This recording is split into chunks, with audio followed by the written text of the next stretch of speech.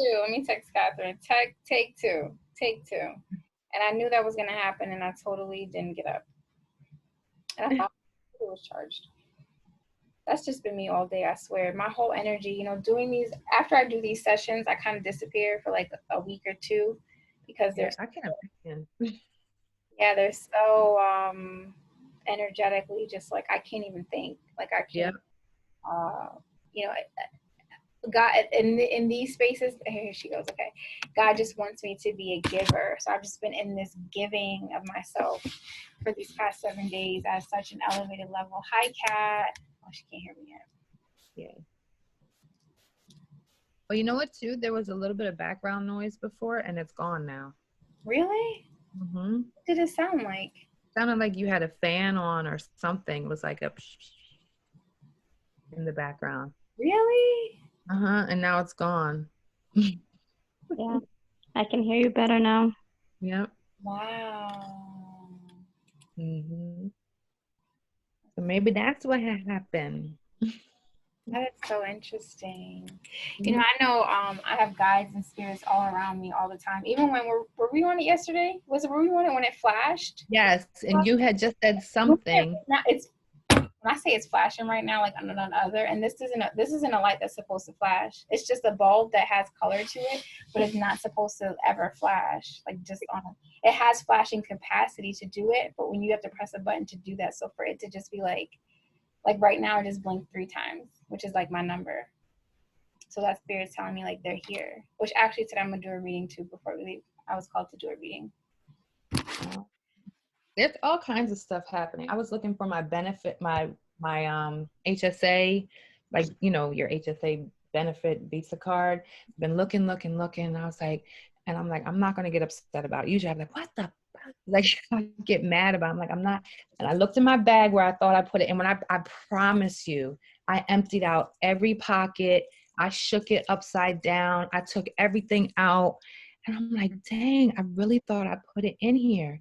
So then today I was talking to my girlfriend, and she was talking about this new initiative she had, and she needed sponsoring. I was like, girl, I got you. Just say your number. I'll have them write the check this week. She's like, are you serious? I'm like, yeah, I believe in you, blah, blah, blah. I look down, and the daggone benefit card is like peeking out of the pocket of the bag that I had just gone through the other day. And I was like, yeah, this is super dope. It is. It really is. I'm telling you, all kinds of little stuff and big stuff is just like happening. And it could just be like I'm more aware now. I've always been really spiritually in tune to other realms and kind of stuff. But now it's just like, oh my goodness. It's even that prayer you just said about like, God, I surrender to you. Where do you want me to go? I promise you, almost verbatim, I said that prayer this morning.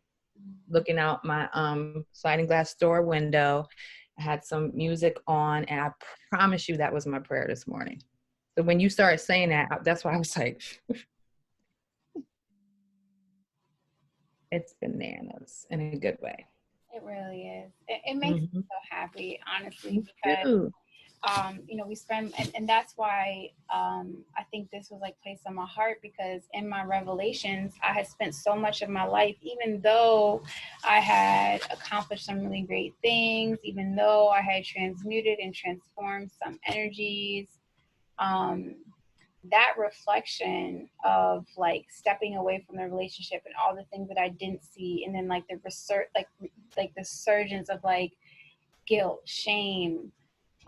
Really it was like guilt and shame. I felt shame at like a whole body shaking level where I was like, this is not gonna hold me back, and I'm gonna work through this, and I'm gonna really, really get to the root of this like now. So that I don't have to ever experience that again, or that lack of clarity, because that was the biggest thing. When I had looked back on my relationship, and it's no bad thing to the other person, I take full accountability for everything because I was tingling too.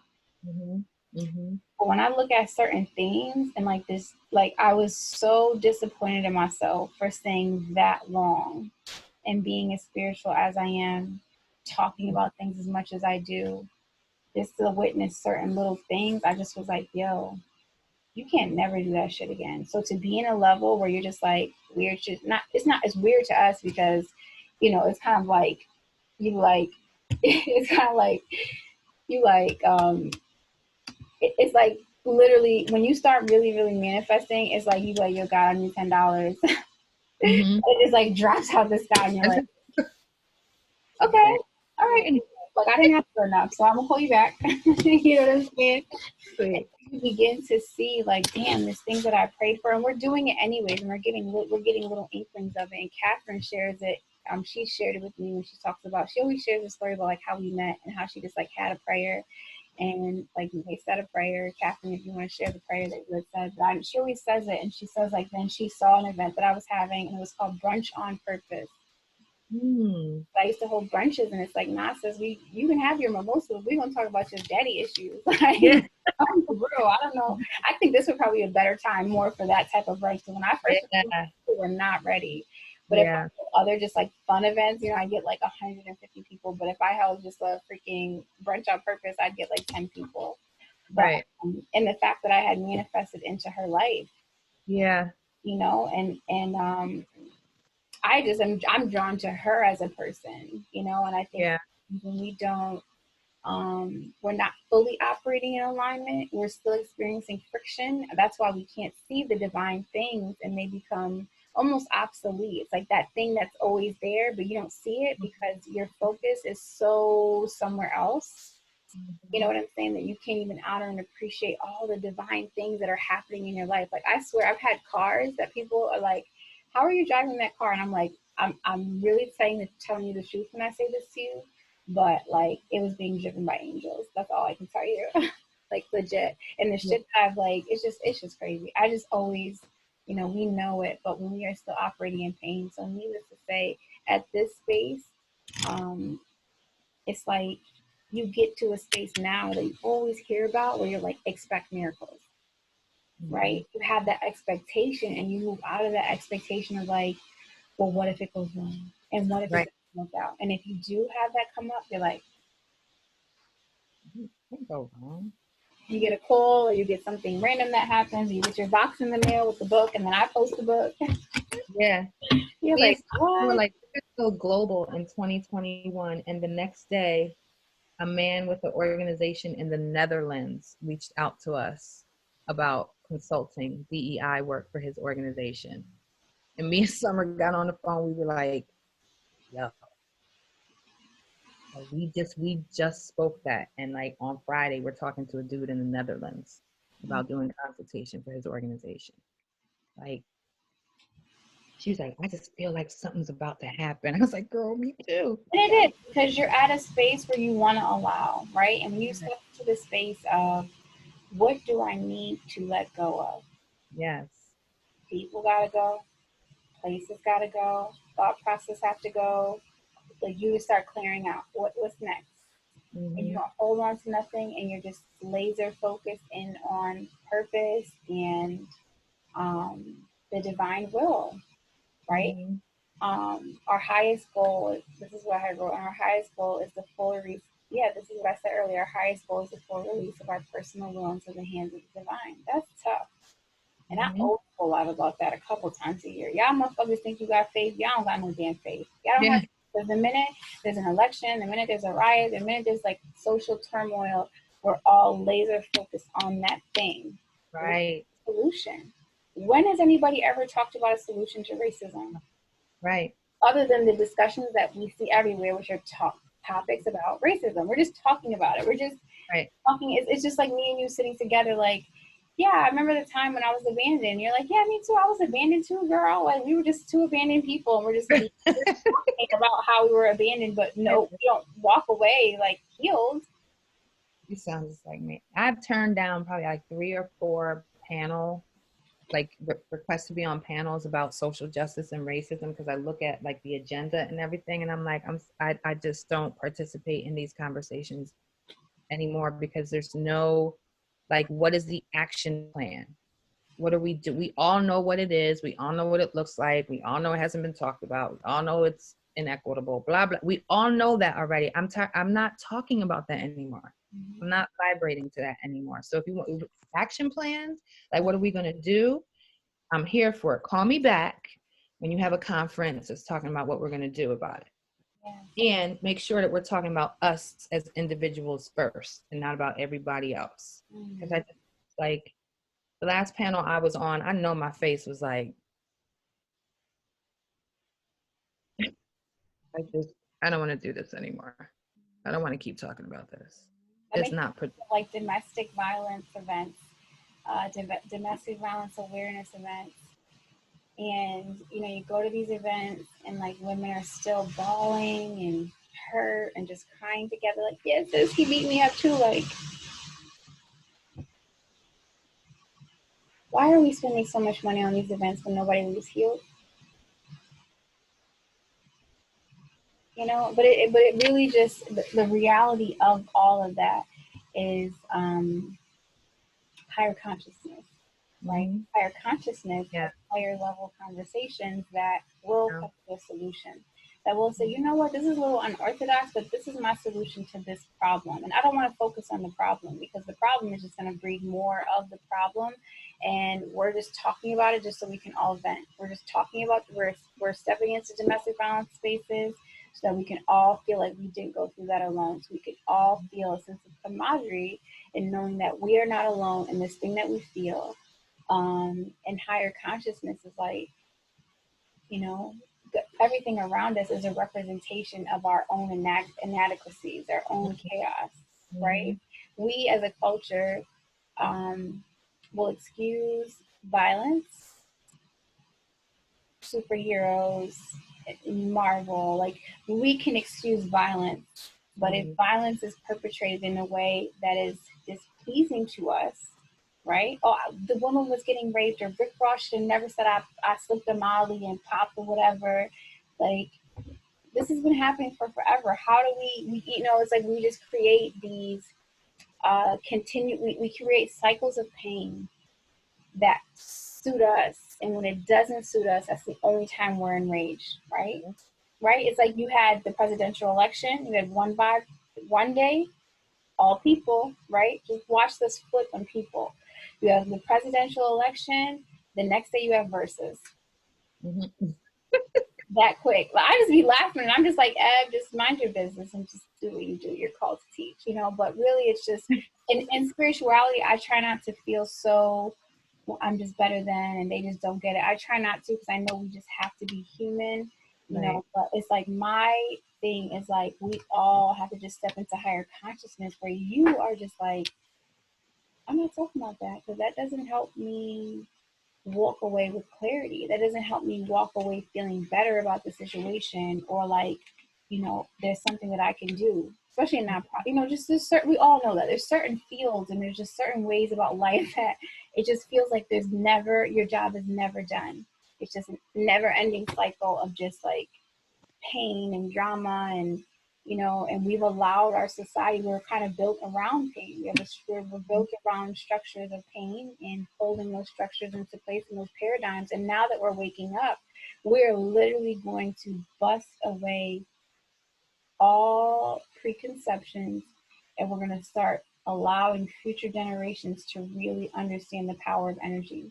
So 5-year-olds will be telling their parents, Mommy, no, like you can't do that. And I've heard so many stories. My children are like that. They'll say little things or they'll do little things, and I'm like,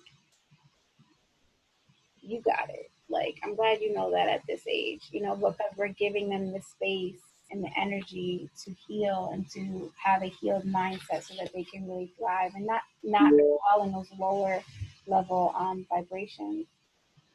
So moving right along, this is the center of choice and consequence. This is your center of spiritual karma. So the primary strengths of this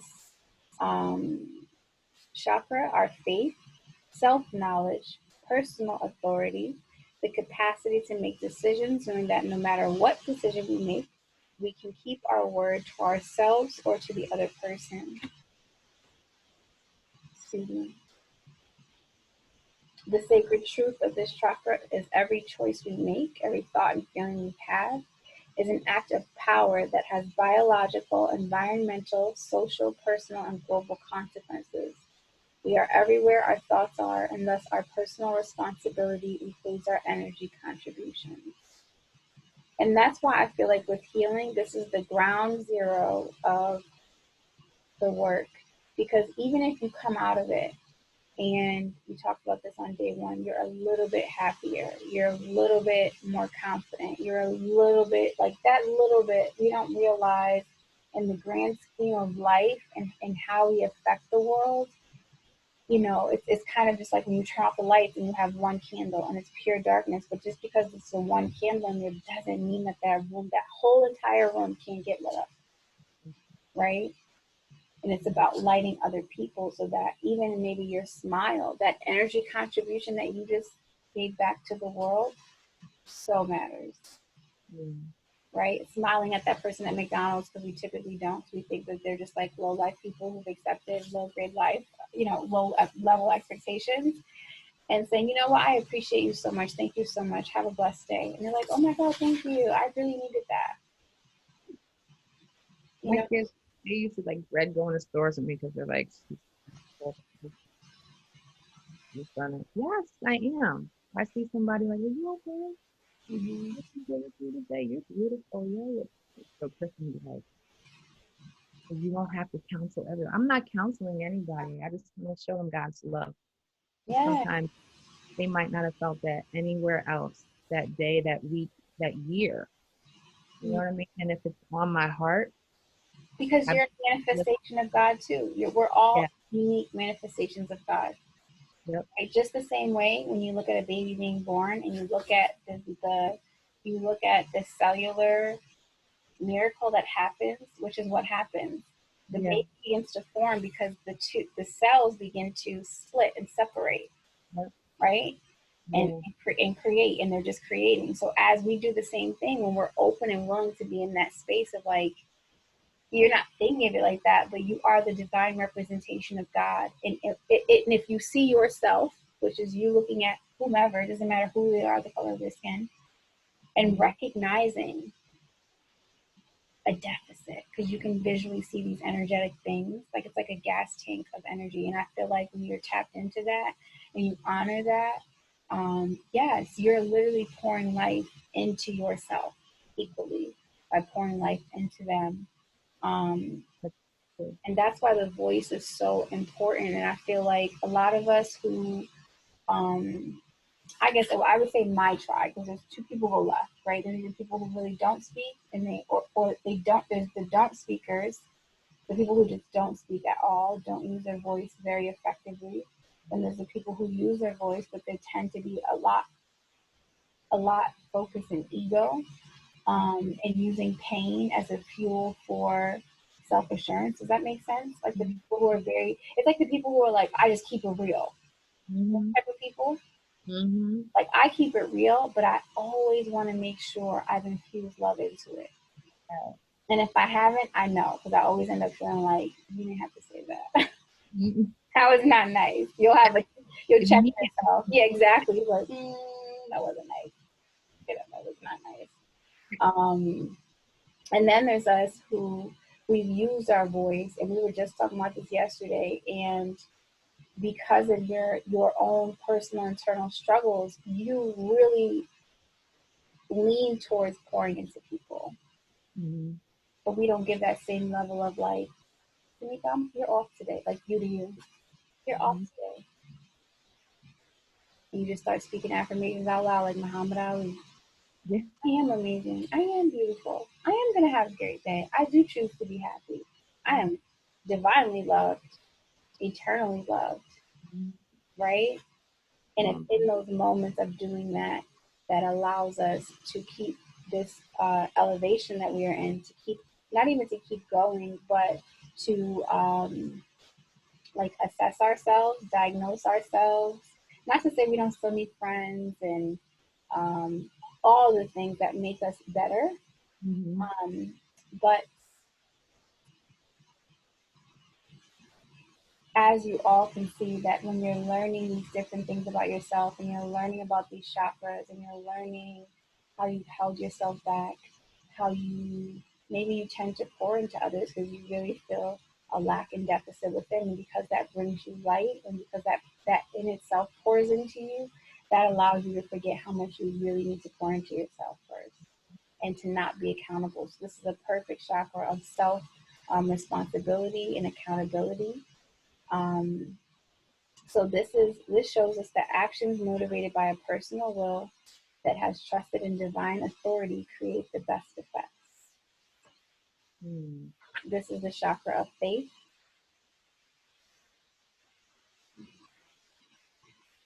Right? Because when it kind of was when it said like when you tell someone, you tell them something, you're going to keep your word. Putting that out into the ether is, in how you say it, either allowing that person to be like, Tamika said she's going to do it, I already know she's going to do it, even if they don't know you. Right? It's kind of like when I deal with anybody and they can trust that in the level of what I'm saying something, like she knows her shit, and like I really have faith in that. This is the chakra between the head and the heart.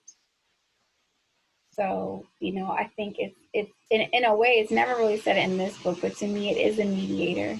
It's a mediator of what did your heart say? Right? Because think about all the ways that we express our voice. And I just talked about the different examples of people. If your head is not connected to God, right? Your head is connected to ego and to being right and to your pain. And then your heart is like rose over hose, you know what I'm saying? And then you get to your throat. We lose the power of will. And I also find that people who, I can just see it so much, like the boisterous people who are always so loud, and the ones that are like, I speak my mind, I speak the truth. Like I see such great pain in that. And almost like a defensiveness. You know what I'm saying? Like it's like you just like I feel like that's how their energy is. It's like just jump, just say something wrong. You just like, okay, bro, you got it, you got it, you got it, you got it. You got it. So this is every time you use your voice. This is why even for me, it's like getting to a space of whether it's the affirmations, like speaking the right affirmations is powerful. And speaking the right affirmations simply comes from knowing your pain. So for Tamika, for you typically probably, which I can resonate with this, when you're uncomfortable and you know it's an uncomfortable conversation, you don't say anything, at least not right away. Sometimes probably never, because you just want to keep the peace, right? And you meanwhile, you're like dying inside and you have no peace and you've never even forgotten it. Not even like a year later, you're like, I just think I just should have said, right? And seeing how that manifests. So then you start speaking life over yourself and you say, I speak confidently, even if I feel uncomfortable.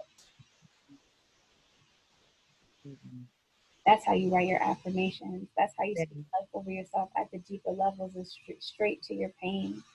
So this also deals with your emotional and mental struggles involved in learning the nature of the power of choice, which we said earlier. And knowing that we really have the power of choice. I think a lot of times we don't feel powerful. We don't feel in control. We don't feel like we can, even just like we can make a difference, right? If you don't find the value in your smile and smiling at someone, you haven't owned the power of your choice. You haven't owned the magnitude of how the simplicity of life works. It's so simple. And there's so many stories that you would never know. You would never know that the smile you gave to that person just saved them from committing suicide. It's that deep. And I've had so many experiences that have shown me that. Equally, I'll share a story. When I was in high school, I was on my lunch break, and I went to Binghamton High School. And when we were in, at that particular school, for lunch, you could leave.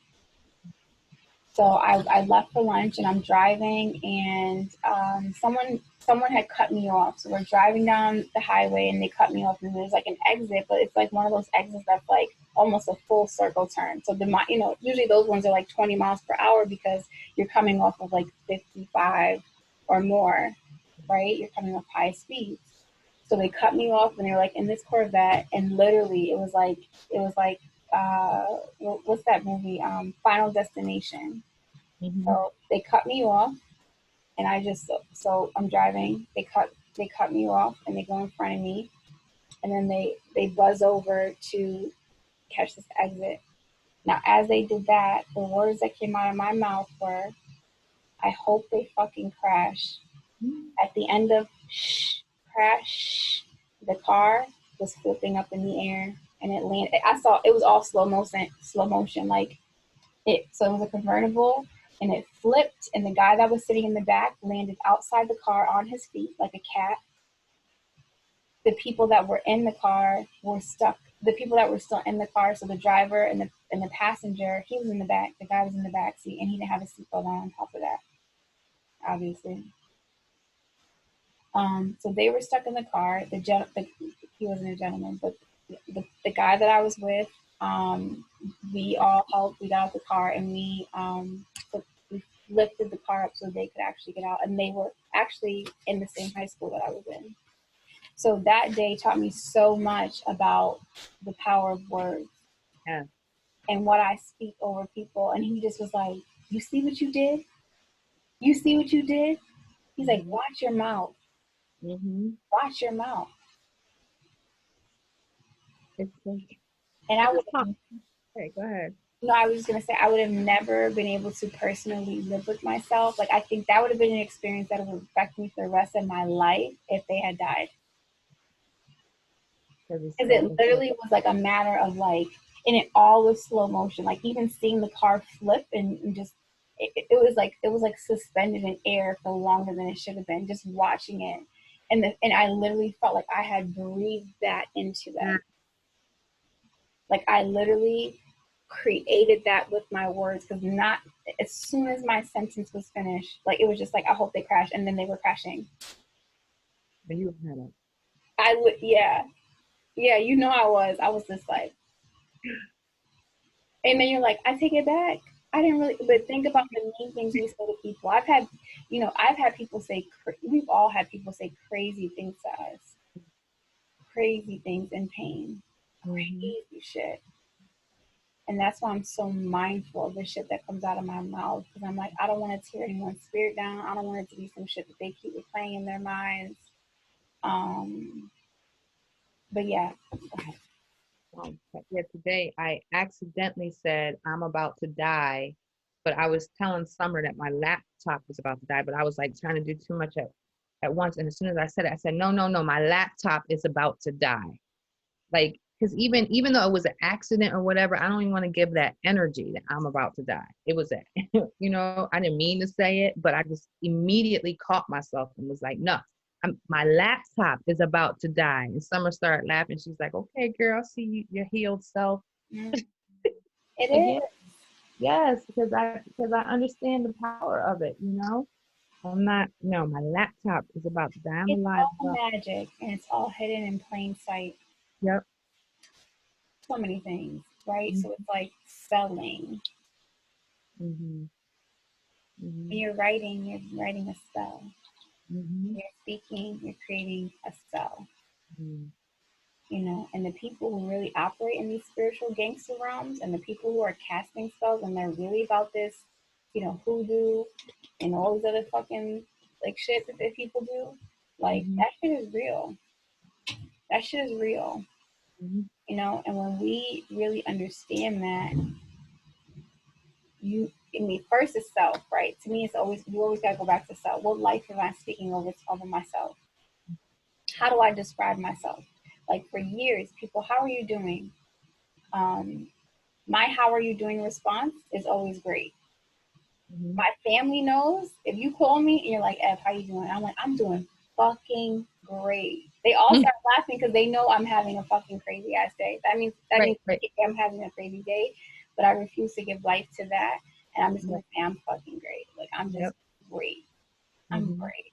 Somebody else shared something the other day that they said their response is better than expected. And they said that because they've been saying that things have been going better than expected. So I was like, that's my new shit. I didn't move from great to better than expected. How you doing better than expected? How about you? And it's just contagious in helping people to remember this power. Yeah. Right? Because I feel like, even with healing, what blocks us is the not verbalizing that pain. Yeah. You just Yeah. need to talk. You just need to say, what does psychologists do? And I don't even think, I mean, a lot of psychologists, you know, some of them they're not even necessarily holding space for healing. They're so logical. They're about cognitive development, right? And it's like, but the healing never. I've watched family members go to therapy for 10 years and walk out worse or like in the same space. You're like, sis, what you been going to do? Like, Right. you saying? But you're just talking. Those people just need to get it out and verbalizing our pain and sitting there and saying, you know what? Like, I just wanted someone to hug me and say they love me. And when I talk about that, it still hurts. Mm-hmm. It really still hurts. It still hurts. So when I affirm myself and I create affirmations and I go to my healing space and I'm speaking to my friends, you know, and someone compliments me and says, "Oh my God, girl, you look great today." You're not like, "Oh, this dress was only $10." When people say I look good, I'm like, "Don't I?" Yeah. Think whatever the fuck you want to think, because Yeah. I'm here to rise and to elevate. And the people that get it, they respond the same way. You ever see a girl and she be like, "Yo, you look bomb." You like this, sis, you look bomb. Yeah. Yeah. And y'all just be like with each other. You be like, "Yes, yeah." Like you don't even have to know each other. You just be like, "Yes," Yeah. right? Because they get it. And even Yeah. if you responded like, "I look damn good, don't I? Thank you for the compliment. I really do look good." Mm-hmm. Right? That makes people so uncomfortable so many times because everybody wants you to play small and everybody wants you to shrink because they're shrinking. Mm-hmm. You know, so I'm firm really in just like being mindful of the things that I'm saying, and no one's perfect, you know, and it's just a higher level of consciousness when you start to hear yourself like that. Yeah. Even when we're like, "Oh my God, I'm dying laughing," or like, Yeah. "It kills me when that person does this," right? Yeah. Yeah. Yeah. It's Yeah. it's just insane that we've kind of just reversed the language in such a way that even if we have, I think the only thing that saves us a little bit because the power of energy is intentions, Mm-hmm. Mm-hmm. right? Yeah. If my intentions behind saying, "Yo, I'm dying laughing," like I'm Right. legit in a space of joy, like, "Yo, Yeah. I can't even Yeah. breathe right now," right? I Right. think the intention saves us, but I think, you know, if you said that long enough with the intention on the opposite side, you probably would, you know, die laughing, right? Yep. Literally. Yeah. So, I mean, I think this to me is a beautiful chakra. We don't even have to spend too much time dissecting the psychology of it because it is what it is, and it really emulates stepping into your will. So I'm gonna just read this, and then we're just gonna get into the meditation. The greatest act of will in which we can invest our spirits is to choose to live according to these rules. Number one, make no judgments. Number two, have no expectations. Which is so funny to me because remember when I had said to you yesterday, when you sent the text message and you didn't create the expectation of the response, right? That's Yeah. healing. The healed mind is like, well, why am I going to keep creating this cycle of suffering because I have the expectation that they should meet me where I'm at when I'm ready to be where I'm at. And then you're going back to number one, you're judging them for not reacting the way that you think that they should react. Right. It's kind of like if somebody's like, if it's kind of like if you say you love someone and they don't say it back, you know, it's like releasing all those things and being able to step into that unconditional space. Number three, give up the need to know why things happen as they do. I was watching Oprah's Super Soul Sunday and Carolyn Miss was on it and she said this. Mm-hmm. I was watching it yesterday and Oprah was like, have no expectation. Oprah was like, have no expectation. It's like, break that down for me. I'm struggling with that one. And the way that Carolyn broke it down was like, because it's not about other people, you know, it's not about anything outside of you, she said. Like, she was like, and Oprah was like, you know, she goes, I'm having an aha moment. Mm-hmm. I get it, you know? It's like when you walk in the pureness of your heart, right? So think about the times you're just called, like, prime example, you sending me the package today. Mm-hmm. that was created out of such joy, Mm-hmm. right? And when you allow that vibration to continue,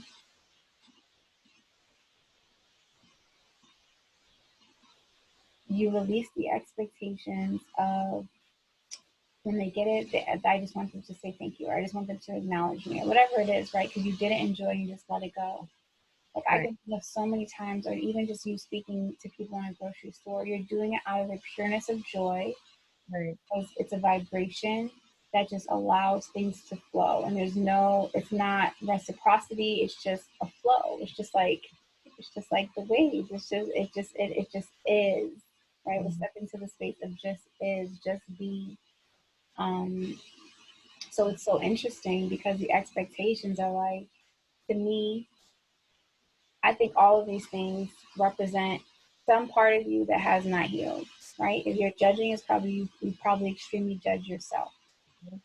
You're judging them for their responses. If you have expectations, it's because you probably have either poor expectations of yourself or too high of expectations for yourself, where you don't allow yourself to fail. You don't allow yourself to make mistakes and others make mistakes. How many times all of my people, and if you're a part of my tribe, you've said this before, which is, if I was there, I would have done this. Who the fuck cares what you would have done? It's not you. Mm-hmm. Some people like ketchup on their eggs, and some people don't. Do you really gonna sit there and debate with somebody over that? Right. If I were you, I wouldn't put ketchup on my eggs. I just wouldn't. Right. How could you? Right. It sounds so dumb. You're like, what? You want to be talking about eggs right now? Why? Right? Yeah. Give up the need to know why things happen as they do. That was something I had to learn over time, because Yeah. I was so hell bent on the practice of everything happens for me, and there's a reason for everything. Mm-hmm. That you continue the cycle of pain by trying to figure out the reason. Well, what is the reason? Right. And you gave a beautiful example of the way life just has a way of bringing things to us and teaching us such valuable lessons of letting go, valuable lessons of surrender, valuable lessons. And I think a lot of times we have to get like hit in the gut because we are not in that space of pure alignment with God. And we don't listen even to the smallest things. We don't listen to even the inklings. And it's not like we're back in the Middle Ages where like you ain't got shit to do and you gotta go tend to the field and the animals, or what people did back then, right? Like we have so many distractions that have created in our minds this separation, that we really need those wake up calls to really get a deeper meaning of life. And then to literally have that person sent to your side as an angel. They're typically, technically, when they were there, they were the angel in that form too, because they probably brought a lot of things out of you, Yeah. whether it was joy, whether it was happiness, understanding, even being able to reference what a thing looks like. Like, I've never been loved by a man that I feel like represented the divine love that I know that I will have, but I've been loved by friends Mm-hmm. that gives me the example of what ease, calm, and flow in a relationship feels like. You know what I'm saying? So I can never mistake it. I'm like, I want this shit to feel like that. I want it to feel like when I'm upset with that particular friend, Yeah. me and that person, we know how to talk through it. We know how Yep. to cry through it. We know how to express ourselves. We know how to pour into each other. We know how to give to each other. We know how to be reciprocal without language. It's not like, oh, I did for you, you got to do for me. It's just like we flow. Like it's kind of like when you finish someone's sentence type of, you know what I'm saying? Yeah. Like, that flow. Yep. I think we need examples sometimes so that we can see the possibilities of what is available, or also to see what we're not giving ourselves. If I know how things should look and I'm here arguing with your ass every other day, I know that this is not in alignment with how it could be or should be. Yeah. Oh, sorry. So next one is 4. So there's only 5. Trust trust that the unscheduled events of our lives are a form of spiritual direction. Mm. And I think this is all things, the flat tires, the phones cracking or dropping in the toilet. Mhm. Whatever, like whatever the derailment is, I believe, this is definitely something, excuse me, I'm about to have hiccups, that I tend to lean into, which is like, this is just a spiritual direction. And if it's kind of like I had said on mine the other day, like, I'm not going to sit here and trip over shit. If it's not for me, it's not for me. And the minute I feel force, like I'm forcing it, it's just representing to me that it's not for me. It might be an opportunity, it might be a person, it might be a place. But the minute I feel that friction, that gets uncomfortable and it gets a little weird, and we're not in flow anymore, and you feel the dynamic switch, because it's different from something you really want and you feel friction. It's like, okay, I'm about to get on stage and do my TED talk. That's Mhm. friction, right? You're like, I feel like, or even heading to that TED talk, you might be running into little things because you literally are almost creating the obstacles so that out of your nervousness, right? Out of Yeah. your nervousness of failure. So you're kind of almost wanting to have a flat tire, or wanting for like some shit to happen so you can back out of your commitment. But to me, that's just a sign of like, this is just a representation that is not working. And I think equally, it's like, everything around us represents some greater form of our own lives. So I believe there's times when God is giving us a yield sign. There's times when God's giving us a stop sign. There's times when God's giving you the green light, like, go, that's you, right? And if we're more keen to see it, it's kind of like, you ever have those days that shit just be going off and you're just like, that day that you had where you're like, I just need to slow down Yep. and I just need to rest. Yep. And it's okay if I don't get things done. I will get them done tomorrow. I'm more than capable of getting things done. I always get things done. Yep. Please call me flow. Last Mhm. one. Have the courage to make choices we need to make, accept what we cannot change, and have the wisdom to know the difference, right? With serenity prayer. Have the courage to make choices that we need to make, accept what we cannot change, and have the wisdom to know the difference. And we all can relate to this, right? When you choose to leave a partner, I think there's courage in the choice. I think the courage really implements itself in the aftermath, Yeah.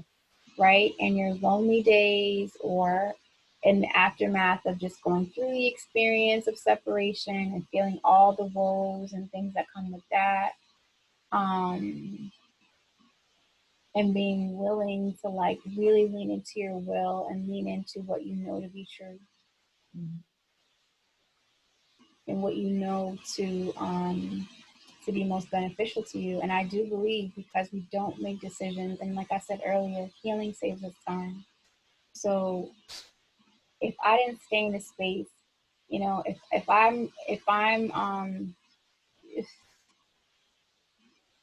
even in my business, there's certain clients that I know they want to continue working with me. And this is even just in my other, where I do like social media stuff with people. They want to keep working with me, but I know that I'm experiencing the friction Mhm. that we just can't work together anymore. It's not personal. And I Right. know the longer I stay in that space with them, the more I suffer. And we Yep. all can relate to that, of like, Yep. the longer you stay somewhere, the more you suffer. A job, right? Then things just really start to go wrong. Or circumstances keep manifesting themselves to show you how out of alignment you are with yourself. And to me, that's like the wake up calls, when you finally are courageous enough to say, you know what, this just doesn't work. Mhm. And whatever comes up after this, I'm cool with it. I don't need to know all the answers. I don't need to have all the answers, or even explain myself, or live up to the expectations you have from me. Like, right? There's like literally, we're thinking of all these different things along the way as we make that courageous choice to implement our will, and to implement our power to choose, which to me is like the most powerful power, because now we've elevated from the heart and we're like, my heart told me this isn't working, Mhm. and I'm listening to that. And in order to manifest that, I have to verbalize it to you so that you know I'm not playing with you.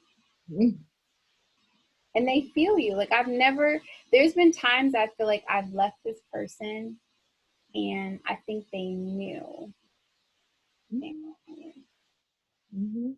Yeah, she was talking shit. Always talking shit. Right? And so that one time when you really let it brew in your heart and you're like, this is not working for me. Mm-hmm. And you don't even want to explain yourself. And there's really not much to say. It's just not working for me. And I'm going to be moving on and moving out. Or you can move out, whatever, however y'all do your thing. But to me, I think we've all seen this in action of staying in spaces that we're out of alignment and we're not moving in the power of choice, the power to choose. Just such a powerful word to put into our affirmations too, especially when it's like with emotions. Like I choose to be happy. I felt that today when I was like, I choose to be happy. Because today was just a day where I was just like feeling all these other emotions that I know are not mine. Yeah. So I was like, oh. I'm like, okay, today's totally to the point where I was like, I took like a 3-hour nap today. Yeah, I was just like, I need to take a nap. So we're gonna get ready to meditate, and then I'm gonna do a card pull. Catherine, if you ever want to chat anything in the box, I can see those right away. And if you sound better, by the way, are you feeling better? Because you sound better. I do. I can actually breathe better. Last night I wasn't able to. Even doing meditation, every time you said breathe in, I'm like, I'm trying. It was We're gonna hard, heal you but tonight. Me and Tamika, huh? we're gonna heal you tonight. I had a vision to do that for you. So we're going to, before we get off of here, we're going to just focus on you, and we're going to envision you healed, breathing, um, back to your happy, smiley, cute self, and just really send that love and light in the space. I think it's important to do that before we leave. So we are going to meditate. I just want to get in position, assume the position. I am just loving this. I am just loving this whole journey. It just lights up my whole soul. It lights up my whole soul. Yes. Okay. I like these. Okay. Pull up my music.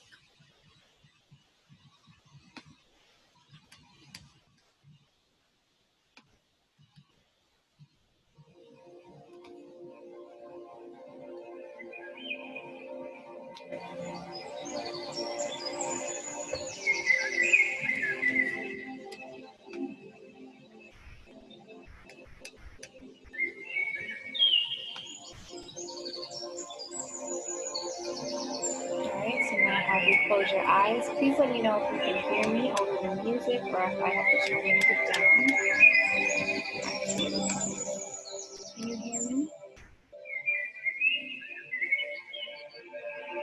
I don't know if you're able to give like a thumbs up. Or is the music too loud? I think it's too loud.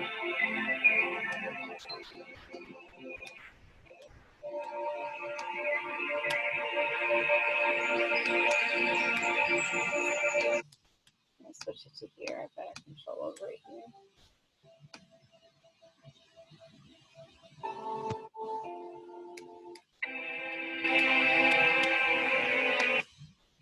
One second. I just want to be able to control it in a different way. I felt like it was too loud. Okay, there we go.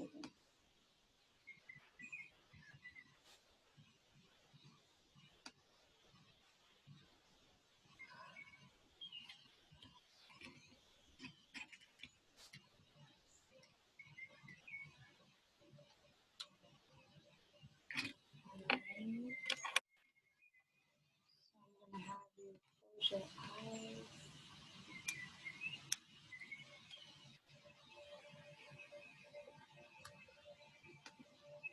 Too loud. So this should be good. eyes to close your eyes.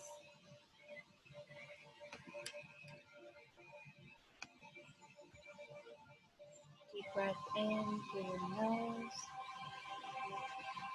Release through your mouth. Again, deep breath in through your nose. Release through your mouth.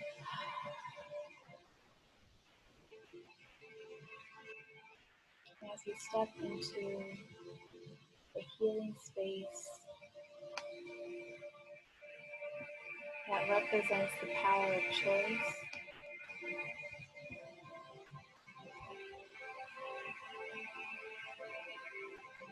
understanding that you get to choose.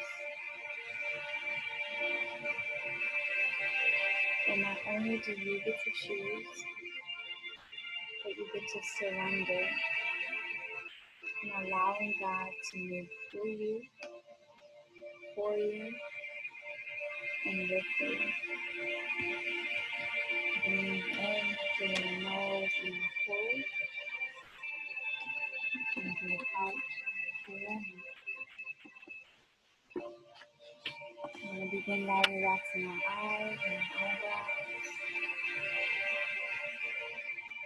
Relax your jaw.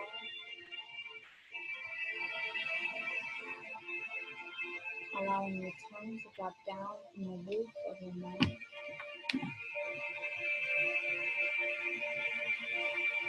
Relax your shoulders. Give them a nice little roll.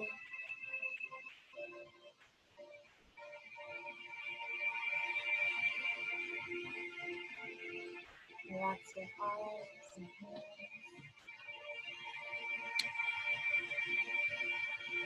Relax your legs and your feet. Relax your stomach and your back. Breathe in through your nose and hold.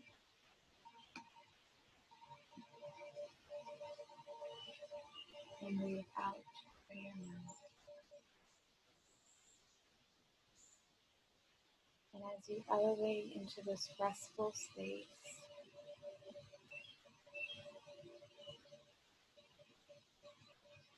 I want you to go back to a time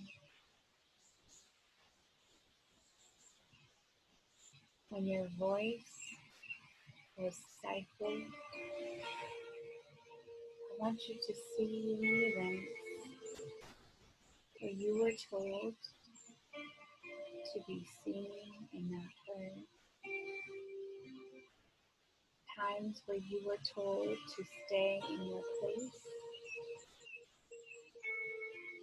And maybe times when you stayed silent because that meant you were safe. Not using your voice is what kept you safe. And as you see these events and these things that have happened to you, for you, I want you to now rise above them, viewing them as a third person.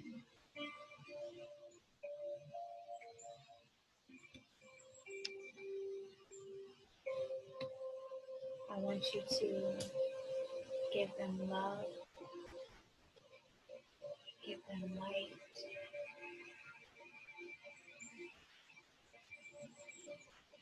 speaking life over them, that you release them. You release them for the hold they have had on your mind and your voice, your true voice, of things you've always wanted to say, of the person you were always at the core. As you give them love and light, I want you to go higher, higher,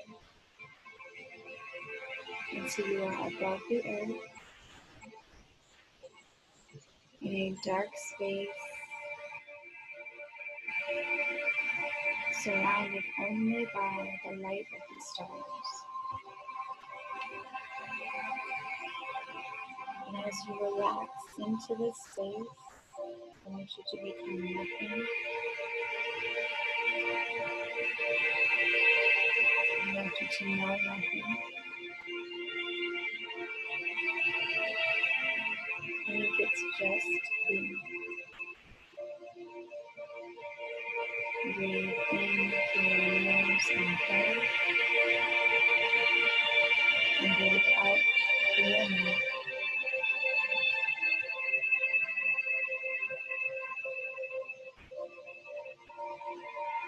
And as you inhale this space of being, you are reconditioning your mind and your body to just be, to forget the pain of the past, to understand how it made you who you are, the most beautiful, wonderful, amazing individual. But in this space, you get to just be, knowing nothing, feeling nothing, just be.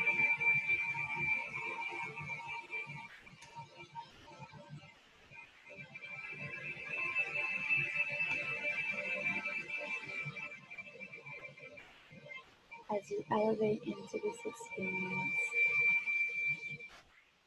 I now want you to think of all the possibilities of what it looks like when you begin to choose.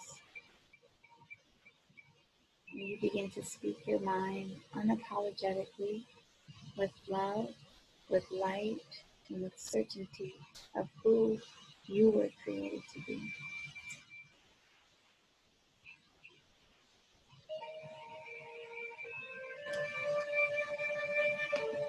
Breathe in through your nose and hold, and breathe out through your mouth. As you hear me say these affirmations, I want you to remember that they vibrate at a level of truth.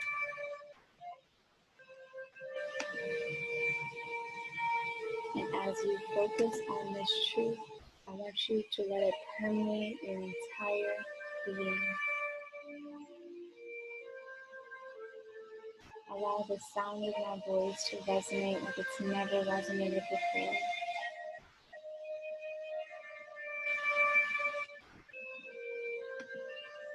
As I strengthen my bond with God's divine energy, I have mastered creative expression through speaking, writing, artistry, or thought.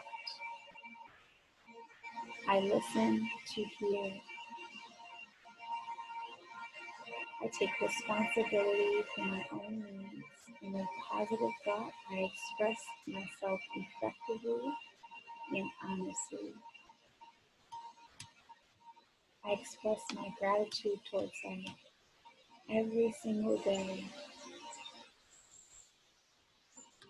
by thanking God for the ability to be alive and to be me, for giving me another day to heal, to feel, and to experience divine love, joy, and peace. Breathe in through your nose and hold, and breathe out through your mouth. I speak up for myself. I express myself with clarity and confidence. When I speak, I do not back away from what is true.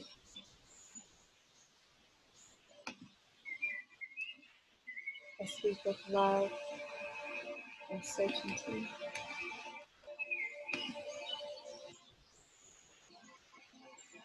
I have a voice. I claim my voice. I let go of restraints and chains that have held me back in the past. Breathe in through your nose and your throat, and breathe out through your mouth. Breathe in through your nose and your throat, and breathe out through your mouth. I express my feelings and let myself be heard. My opinion matters.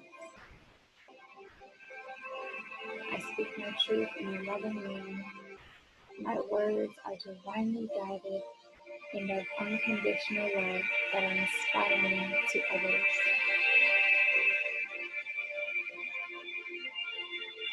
Everything I do is a creative expression of love.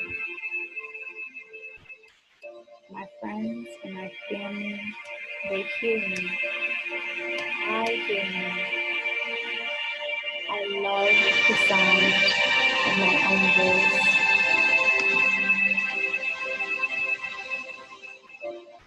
Breathe in through your nose and breathe,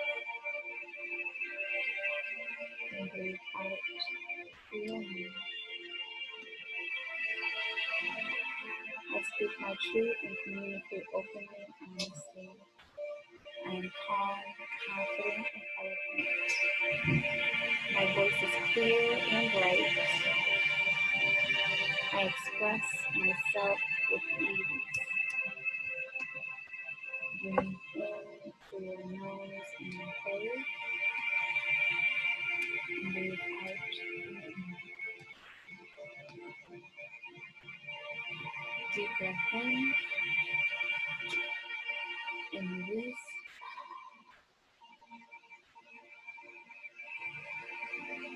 Deep breath in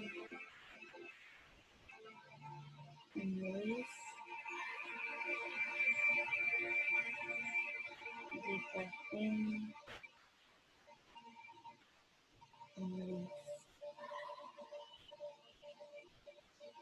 And as you honor your voice, you honor showing up for yourself, embracing the past. I want you to just honor this space.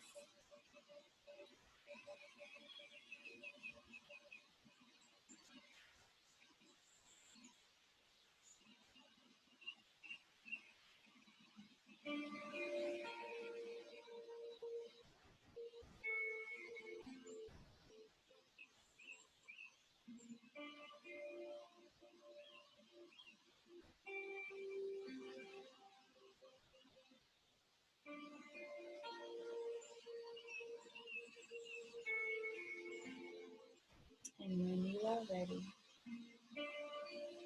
open your eyes.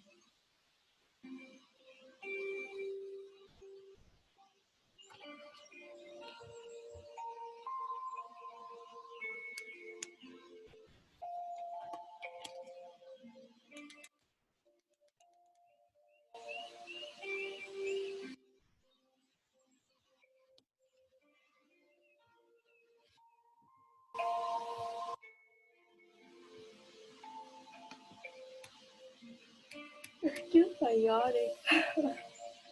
Excuse my yawning today. So Tanika, I see you working out your neck. Were you having My neck was like cracking all over the place. mm. And I just felt like I needed to just, I don't know, I don't even feel like I was like doing it. It was just like, Look at when you move your neck. What is it? Where is the energy? say that again? I said when you move your neck, where is the energy? Right here. Mm-hmm. So you just notice different things. Like, I mean, this might be a little too TMI for some people, but like when you're healing, when you're just like learning yourself, knowing yourself, releasing things, you might literally have a healing conversation and then like have to go take remember that, like go potty. Like your body will start to do those type of things because you're giving it the space to be ease, calm, and flow, and literally like it wants to release. You might burp, you might like there's just all these different bodily things that happen that to me like over the past year I've just kind of I just laugh at them because they're so funny to me.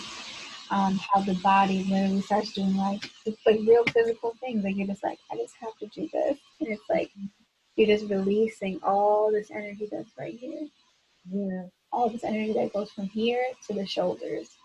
Yeah. Because right when we don't speak our mind, you then you take it from here and it's like I just feel like I have so much to carry. Yep. I'm glad you mentioned that because I meant to ask you the first 2 days I was in the bathroom like every hour. I was like, is this a part of it?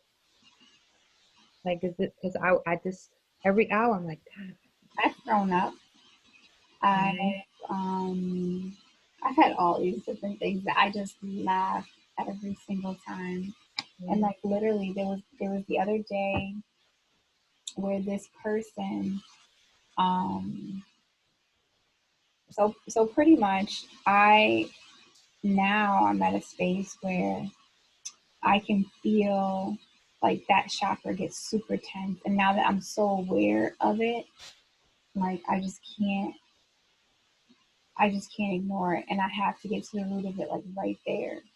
I was Mhm. having all this like sacral energy pain, which almost made me, it almost felt like period cramps. And I'm like, I shouldn't have any period cramps because, so I had to really sit there and think. And literally the conversation that I had to have with the person was like a sacral chakra conversation. Um, and just like that energy center in my solar plexus. And like, I could just feel it. Um, Mhm. And when I even had the release, because I think sometimes it's not only like, well, let me call that person. It's really just like in that moment, figuring out why you're experiencing that tightness. Mhm. Because then I had to work through it in my mind, like, well, what's really happening? And it's like, well, I kind of don't like being around this person anymore. No, that wasn't what. It's not that I don't like being around them. It's that I haven't seen them since I've already had the conversation with them. Mhm. So I had the conversation already, but I think it was triggering me to be actually meeting with them. Mhm. Even though I'm cool with it, it's like something that I've made peace with. But it was, I could see that my body was still being triggered by it. So even me getting to the root of it in that moment, it just was like went away. Mhm. So you're gonna experience all those things, and we're technically experiencing things anyways out of the not good parts of the headaches, the irritable bowel syndrome, the whatever illness people be like, oh yeah, I have like we just all say it like it's just like we've normalized it. You're like, I have irritable bowel syndrome. What? Right. Your bowels don't work and we've normalized that, right? Right. Um and think about the tension you hold in your gut. Think about the tension you hold in your womb and on your shoulders. I literally did a meditation and the girl was like, when I told her to relax her jaw, it started to like shake, like it didn't want to relax. It was like Mhm. shaking. And like when we finished, she just was like that she almost got afraid and didn't want to meditate with me because she's never felt that before. And she was like, was that normal? And I'm like, it absolutely was normal. And then for her to share a story of like how she like I guess her husband had did something, she didn't really go into detail, but she just like the night before, I guess she just like lashed out on him. You know how sometimes when you get so angry and you just start saying shit that's just like Yeah. you feel so bad about. Um, and that's how she felt. And she was like, well, that's maybe why my jaw like couldn't even open. Mhm. But yeah, the body literally, I think it's so funny in healing and release, like whether you have to go to the bathroom, like it's just so funny to me. Like I just laugh every time, whether it's like me burping or like it doesn't Mhm. even matter. Like what you mentioned, like yes, it is because your Mhm. body is cleansing out all the toxins, and it's Yeah. like, oh, I'm free. I'm Yep. free. Like I'm free, free, free. Like what? Mhm.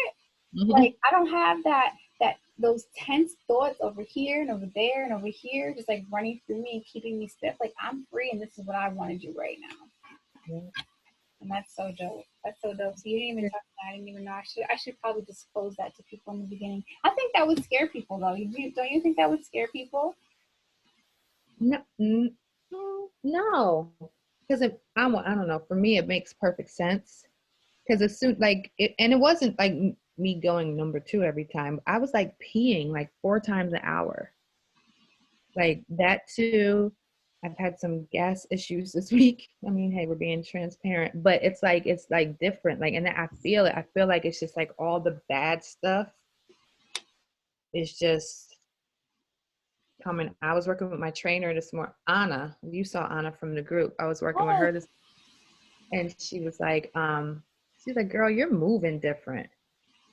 Like there's this one move she has me doing. I'm always like bitching, like, why?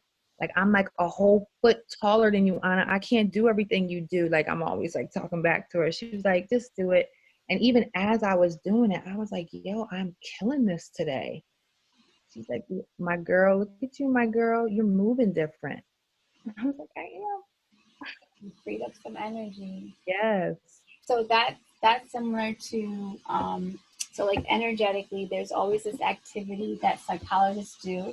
There's a couple of them. There's one with like a lemon, and there's one with your arm reach. So let's all do it together.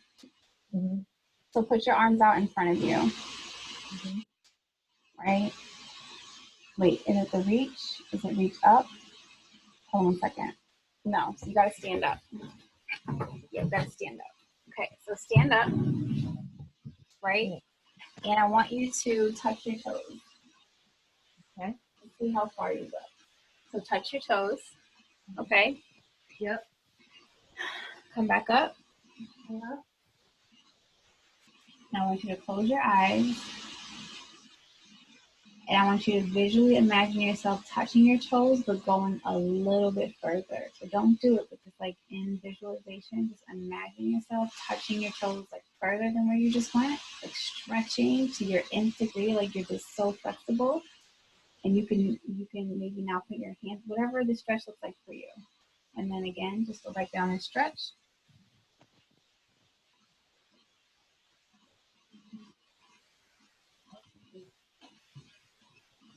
And then come up. So I know for me, when I do that activity, so I literally went from like the tips of my fingers being on the floor, like I'm like my tips are on the floor to this part of my palm now touching the floor. You know, and it's just literally that energetic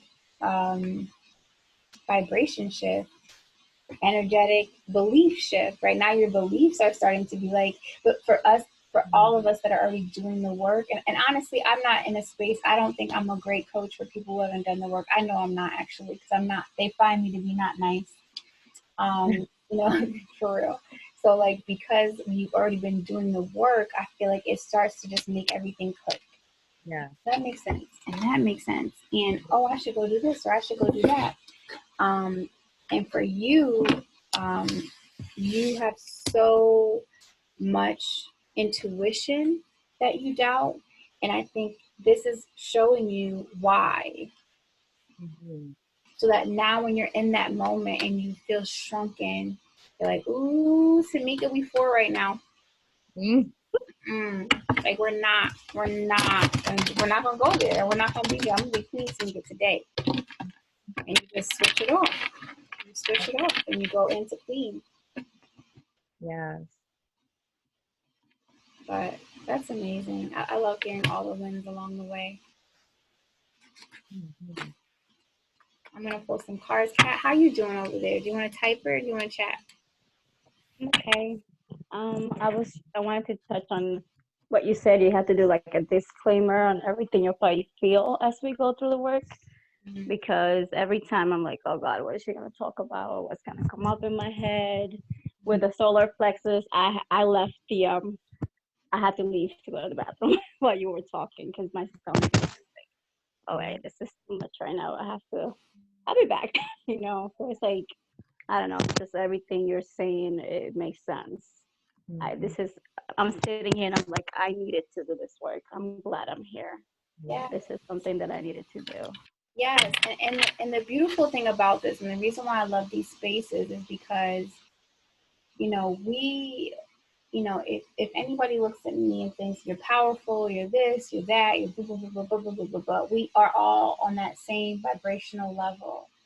And I love to get people in a group, because then even if we don't interact with the other people, you get to see levels of strength. You get to see levels of stories. You get to see levels of being that I think inspire us to, I feel like, heal at a faster space, a faster pace.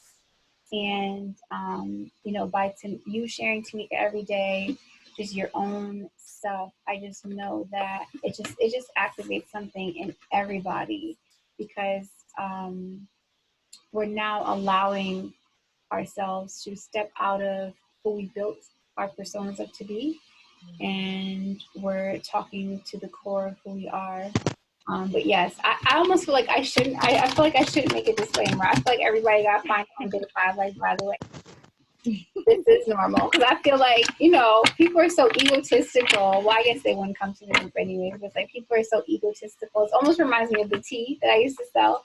People are like, if I'm gonna be shitting all day, if you're shitting all day, that means you have like chili ass intestines that need to be cleansed out. Relax. Like, it's not like this is what the tea does. Like, if you're shitting all day, that means you got shit up in there that needs to go.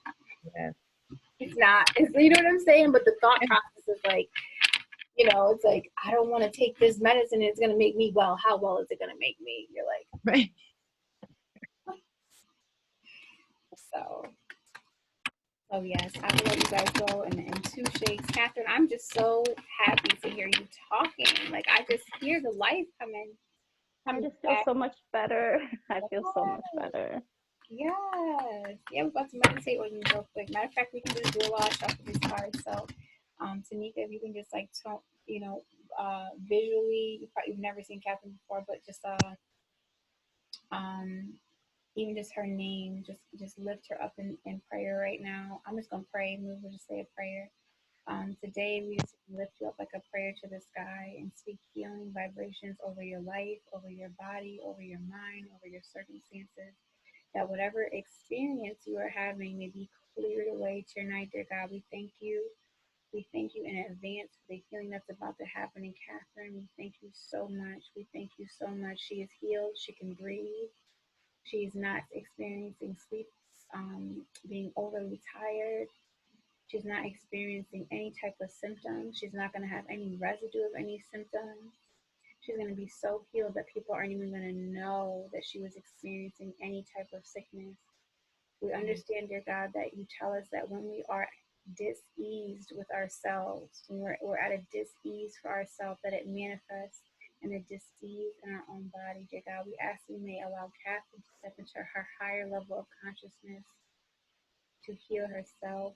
We also send healing and vibrational lights to her right now, that you may surround her with the warmth and the love that you have for her, allowing her to see her worth by showing up for herself at this high, deep, deep, deep, deep level of healing, that she will never be the same woman again. We thank you for her. We ask that you may too give her the visualization of her healing. You may bring her back to the Catherine she was created to be, in abundance of wealth, abundance of health. And we thank you. Amen. Amen. Thank you. I believe in the power of prayer. That's that. All right, let's do this. I'm going to pull 5 cards. I felt like, was one of y'all's heart hurting today? So whose heart is hurting today? Catherine, was your heart hurting today? Not really. Yesterday I was, yeah. Mm-hmm. Not today. Yesterday was heavy. Maybe I felt a little residue then. Grabbing the help of so many people I don't even know. I'm like, who says this is not mine? I need to take a nap.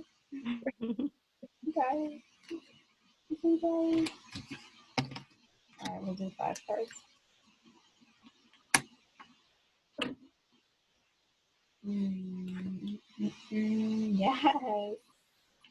I like that. I love that card. Okay. All right, y'all. So the first card, one of my favorites ever, and it's so perfect that this should be the first card because after the work that we are doing, this is what's on the other side. Beginnings, love, healing, and emotional connection, fertility, abundance, and creativity and spirituality.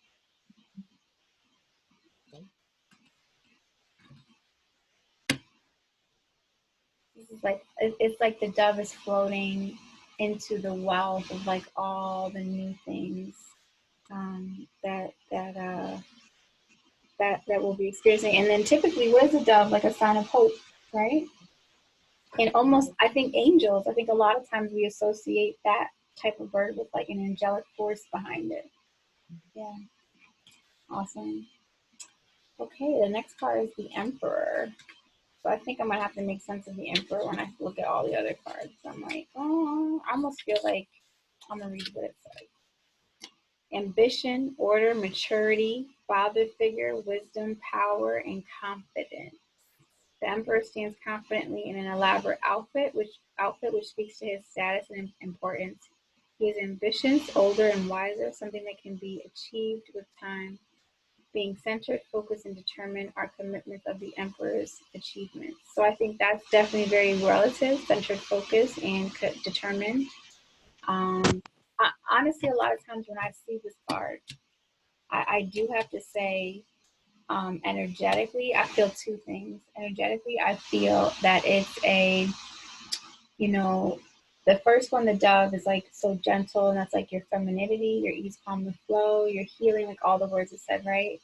And then the other side of that is like our masculinity. And as women, we have masculinity too, but when we show up in ambition, order, and maturity, right? There's opposite words to that, right? There's opposite words to order. There's control, right? Being a controlling woman, a woman to exert your masculinity, wisdom, power, confidence.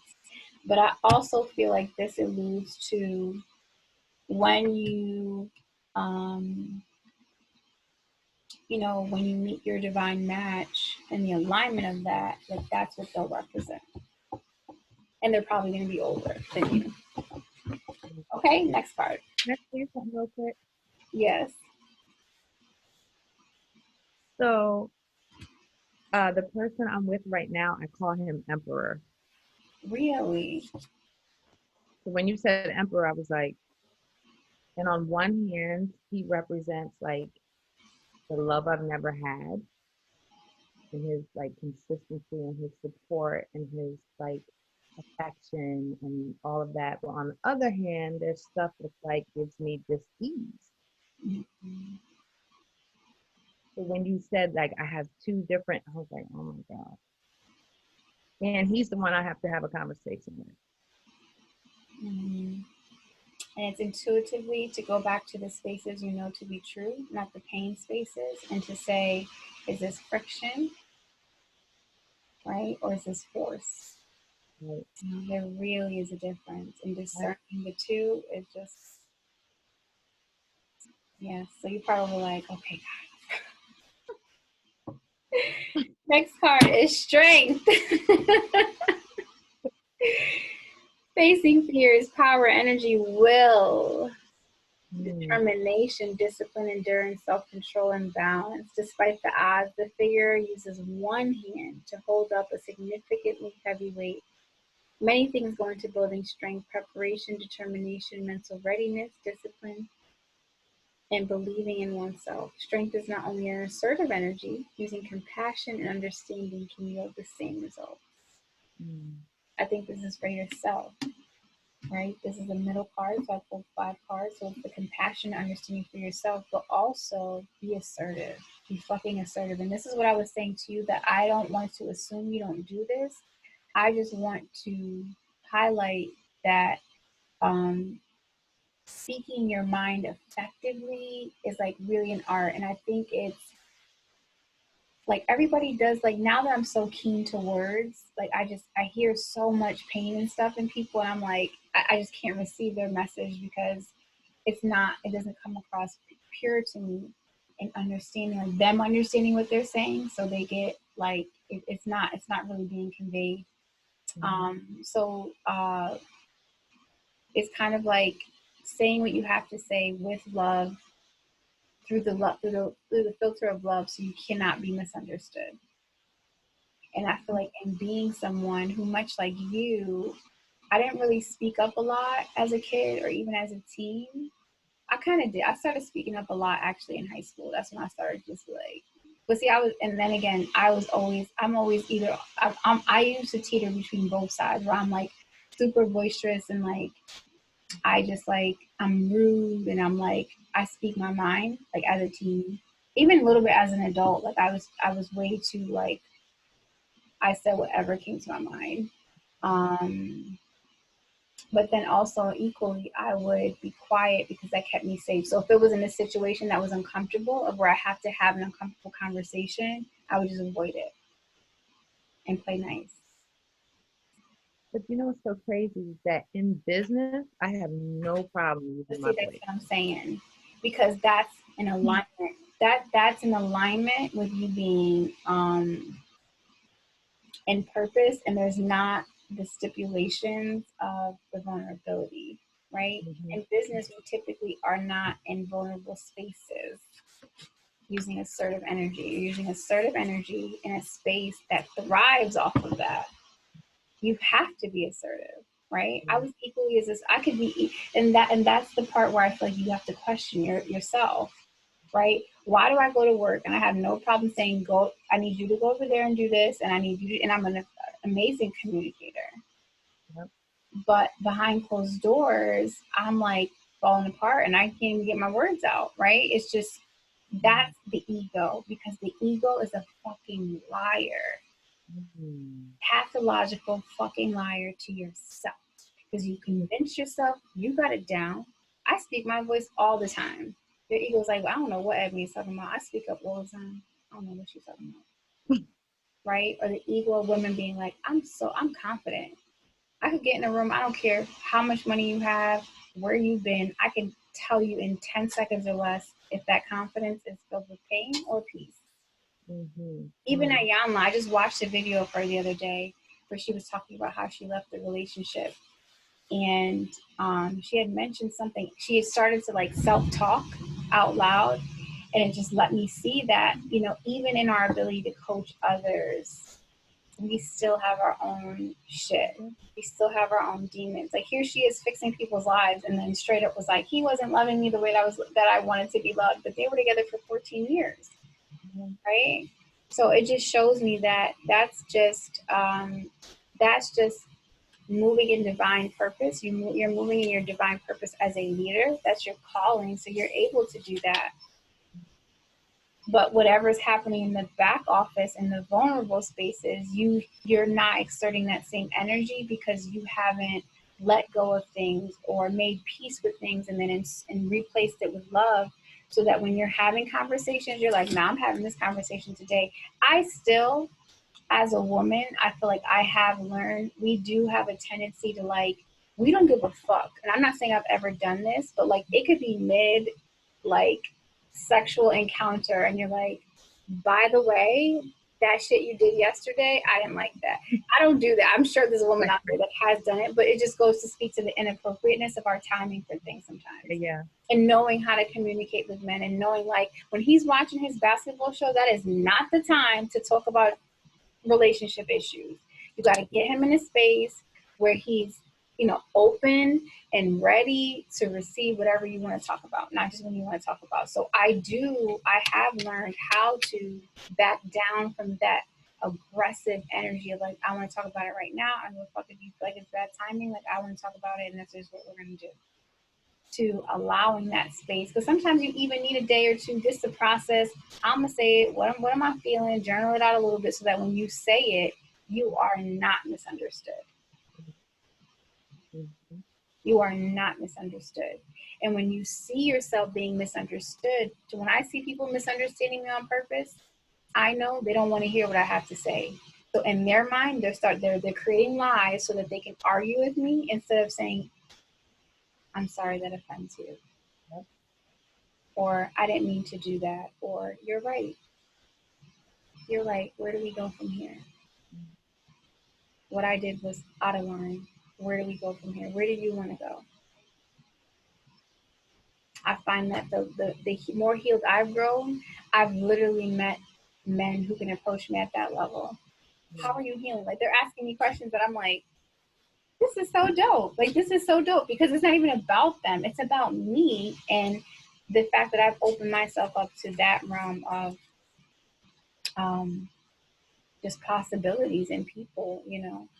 But I totally resonate with that, and that's the balance of life, and that's the balance of being human, and how we literally lie to ourselves because the ego needs the degrees, the ego needs the house, the ego needs the cars, the ego needs something to create the worth because it's built off of a persona, right? At some point, we begin to assume the position of an actor, and we begin to act. And if I'm acting, I have to stay in position, Mm-hmm. right? Even if I know that I'm terrified, even if I know that this is not really me and that behind closed doors, I'm not even about that life, I'm in position. And that ego fluffs me up. Like, you remember that Beyonce song? She's like, I got a big ego, right? Yeah. Ego Yeah. is a good thing. Yeah. Everything has a good side to it. Ego is a good side. There's sometimes you need to be like, I'm the shit. Yeah. It's fine. Yeah. Right? No one should be offended because I'm just so firm in the fact that I am the shit and I feel the shit today, you know. And Yeah. however, it's the ego is the, you know, I'm better than you and I'm you're not on my level type of shit, you know. And I've been really getting into those levels of ego and learning myself, and those equally hurt too, where you realize like I just always want to be right. Mm-hmm. I always want to be strong. I always want to be this, like all these things that the ego has built that when you step into vulnerability is looking at you like, can you just let that gate down a little bit? Because I can't even do nothing with you right now. It's like when you're trying to get your hair done and you're like touching your hair, like, what? You got to Yeah. create this space, you know, we got to create this space. So, next card, Ace of Swords. This is ambition and more ambition, right? Mental clarity, new ideas, focus, logic, achievement, cutting through confusion, a breakthrough, and beginnings. Mm-hmm. A sword appears pointing upward towards the sky to represent the new ideas and opportunities that have arrived or are to come. The Ace of Swords symbolizes clear thinking and the ability to make sound decisions. Now, this one is my last favorite card. So I'm like, yes, this is forever. Yeah. You know, it's when we elevate, right? It made me think of a post I saw a woman write the other day where she was saying, she's not a coach or anything. I think she writes books and stuff. I haven't really looked into what she does, but I do like her work. And she was saying, you know, like, y'all need to stop inboxing me and asking me like what's up with my last relationship. Like, stop.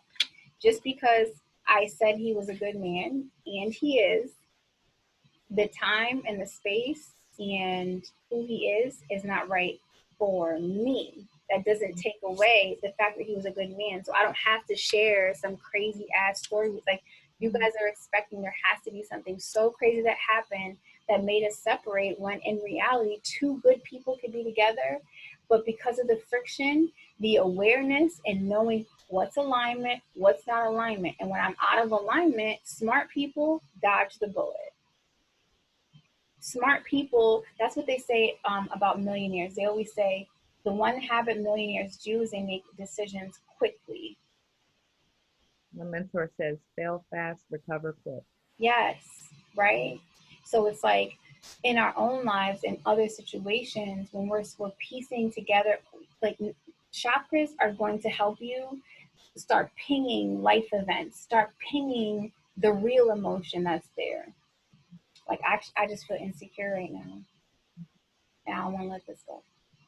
Or whatever it is, whatever the emotion is, you're able to start pinging it and being like, oh, okay, I see what's happening here. I see the story that wants to repeat, and I'm not going to repeat this. And this is the thing I have to do. And you might be nervous, and you might be fearful, and you're going to have all those emotions come back up. But on the other side of that is that shit will never happen again. It's the most, and I love that. That's just like the most beautiful thing. Like, I'm never going to experience this again because I dealt with it, and I no longer allow it to be passive aggressive and kind of saying what I got to say and being nice about it when certain moments don't require me to be nice. They require me to be assertive and just leave it at that. There's nothing after that. It's just, this is what it is. And I feel like we can do that with our kids. I think if you can think about that, I feel like we do that with our kids.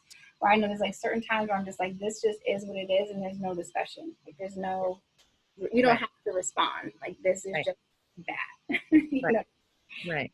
And that's it. Don't let it happen again. Yep. Last card.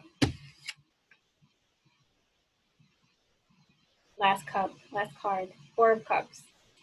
Lack of interest, rejection, boredom, unimpressed, hesitation, delusion, and being over it. Taking control, identifying your wants and desires, yearning for a change, and reconsidering.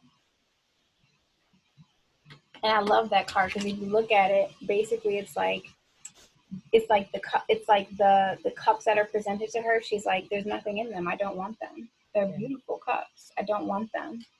I don't want them. I don't want them, and I don't have to want them, and it's okay. And that's like perfectly okay. And I'm gonna go about my life because I just want what wants me, and I just want what feels like alignment because now I know what that feels like. Yes. And I won't settle. So do you ladies have anything else you would like to share before we get off this and head into day 6? Oh my gosh, I cannot believe it. This went so fast. I feel like I always feel like it's a breakup by day 7, which is not. But do you guys have anything else that you would like to share? No, just that I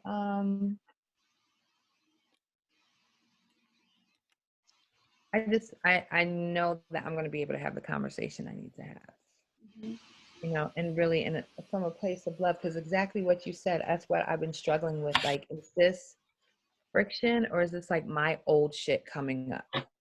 Like, you know what I mean? Like, is this a thing or is it like my old shit coming up, my insecurities, my whatever? But at the end of the day, I have to voice how I'm feeling.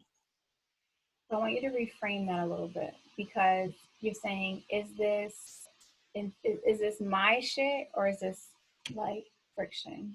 Mm-hmm. Okay, your shit is in the friction. There's only friction and force, right?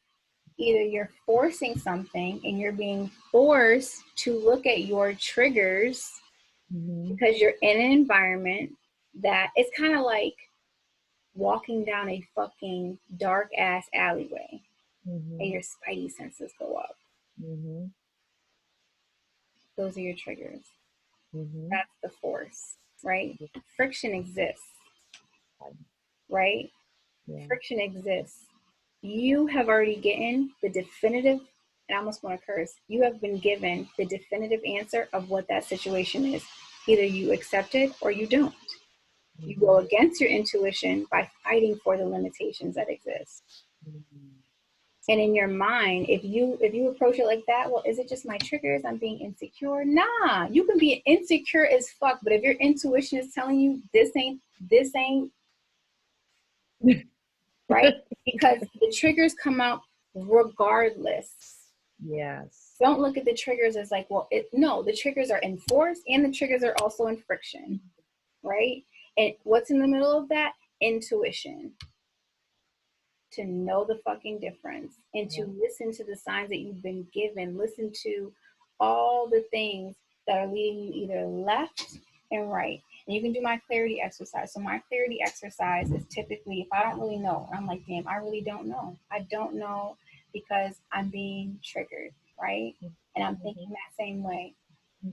Like, maybe I just need to be more loving. I start putting on myself. Maybe I just, maybe we just need a vacation and maybe we need to move somewhere new. You start just all this bullshit, right?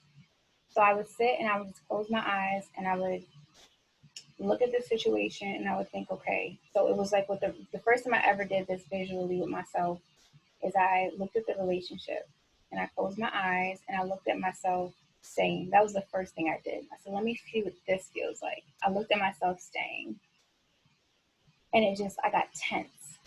I felt my body, even right now thinking about my body just got tense and my heart started to hurt.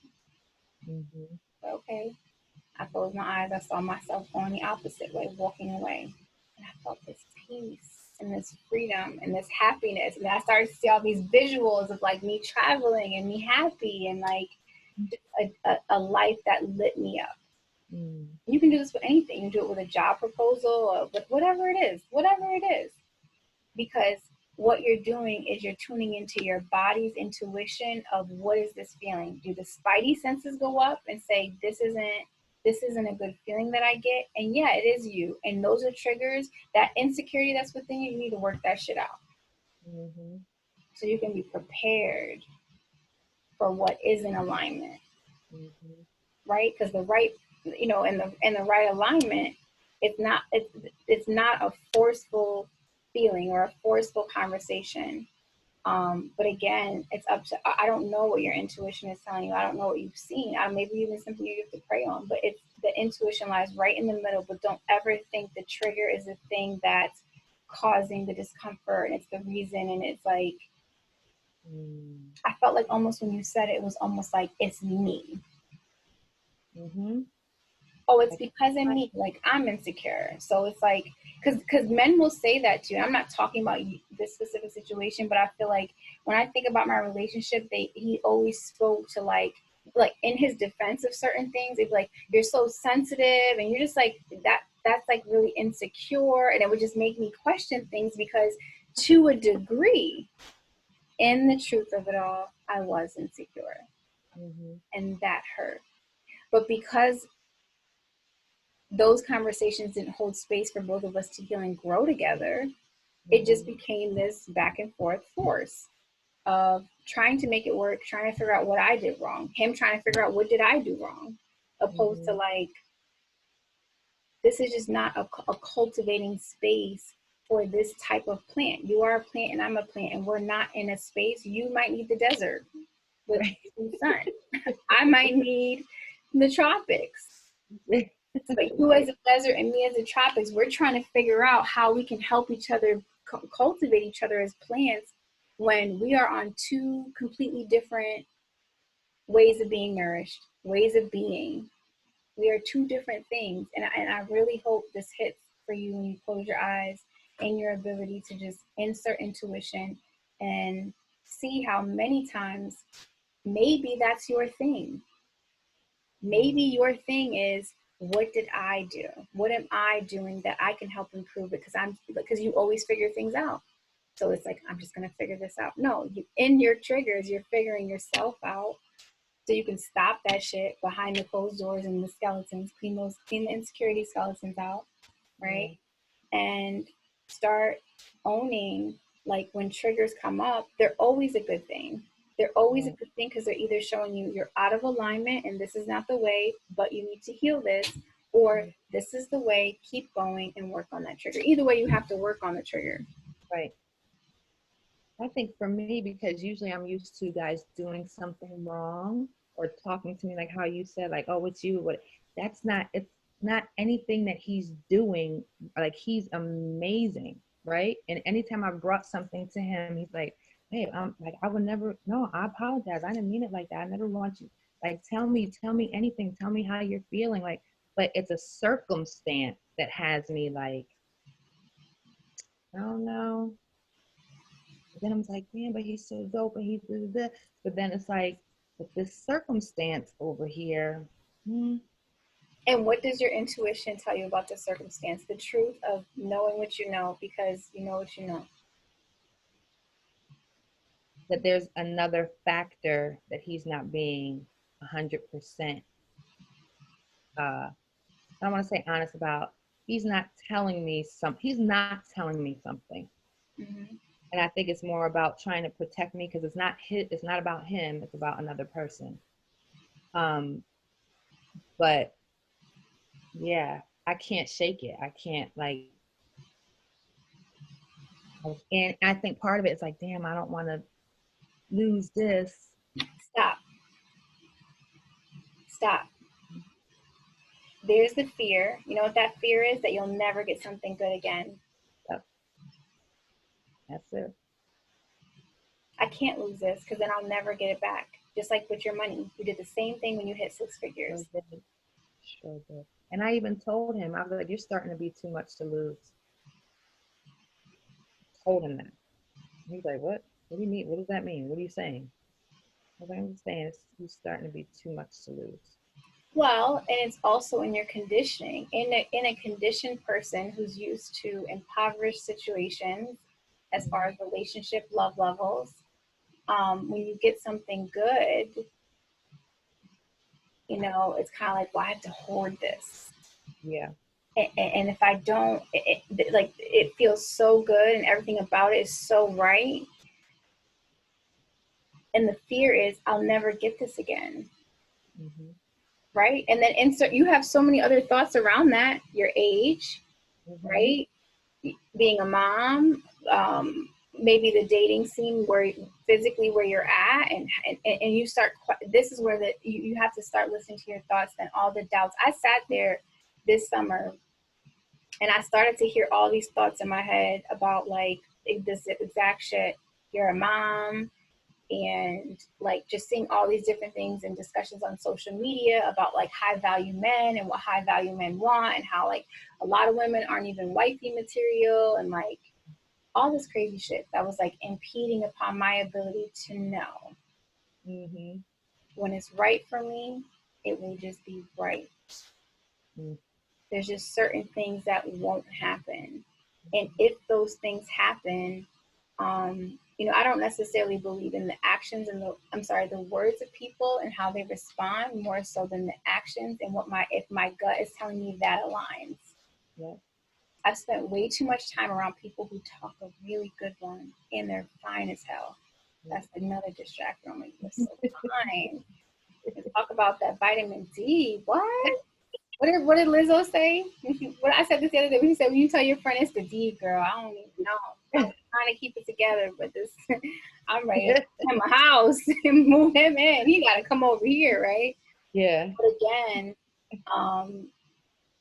your triggers have layers, and it's like, what conversation are you having with yourself that is fear-based, that is inserting fear into the situation? Because even if he says all the right things, this friction is teaching you so much about how to reprogram yourself.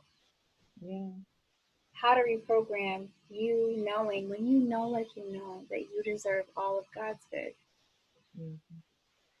You can never lose. You can never lose a job and not get it back. You can never lose a good man and not get it back. And a lot of times we get it back 10 times better than that scenario.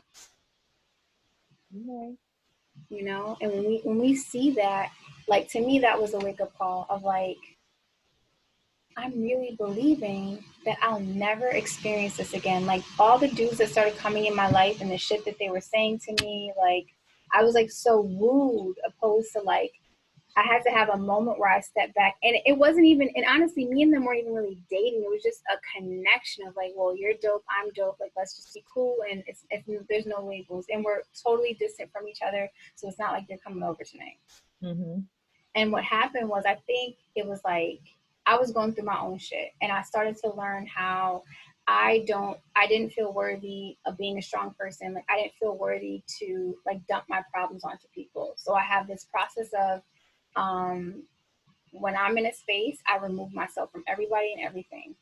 Like, I just disappear. That's my way of healing, which isn't necessarily a bad thing. But now I try to implement strong friends. Like, y'all gonna come over here in this space with me real quick.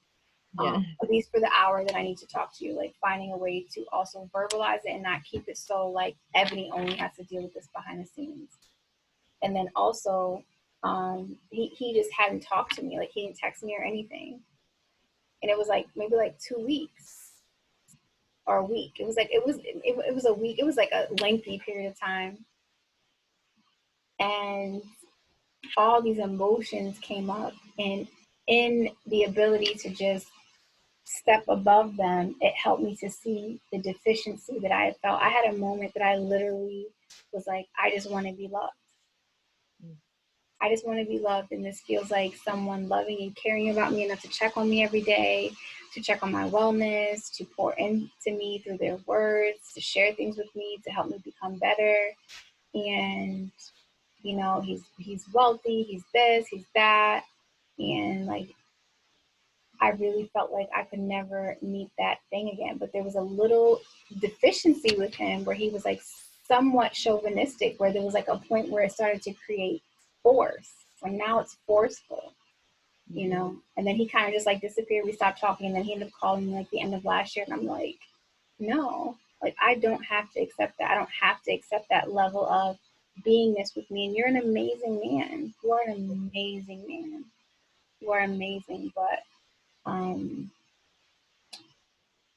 you know, I'm not going to force anything. If something comes back around and it's meant to be at a different space and time to where it's just a puzzle, I feel like we have to get used to that. The alignment of you picking up the book, the alignment of you seeing me share the book, the alignment of the words you use today and the words I use. This is the puzzle. Yeah. This is the flow, Yeah. right? In other moments, we're trying to force things opposed to sometimes realizing that you do have to let it go so that you can see if it was real. Was this the right time? Especially amongst people. I feel like, especially in the relationship world, is like there's so many times.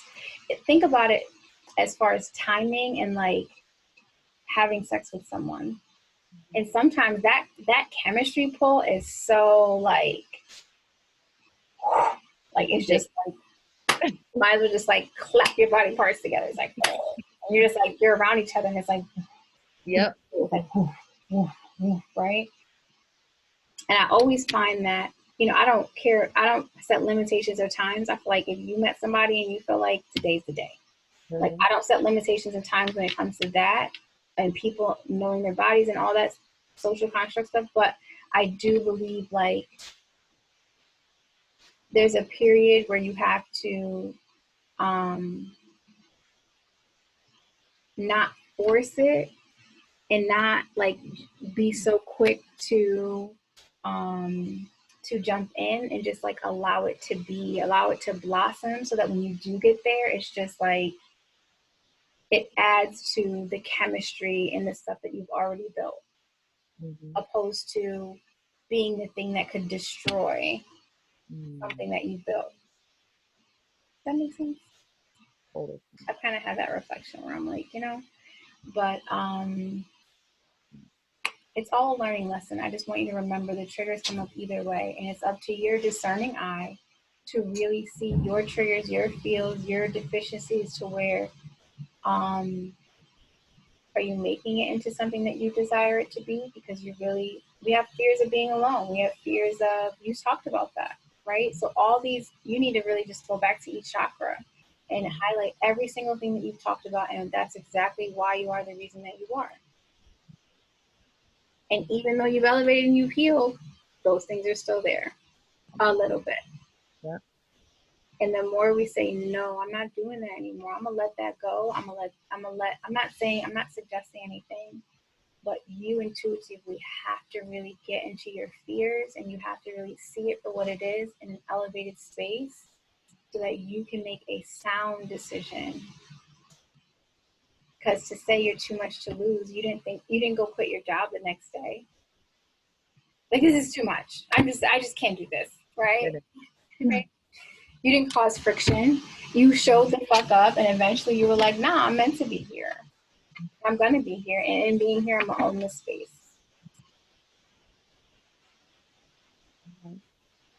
So I pray over your soundness and your decisions and all the good things.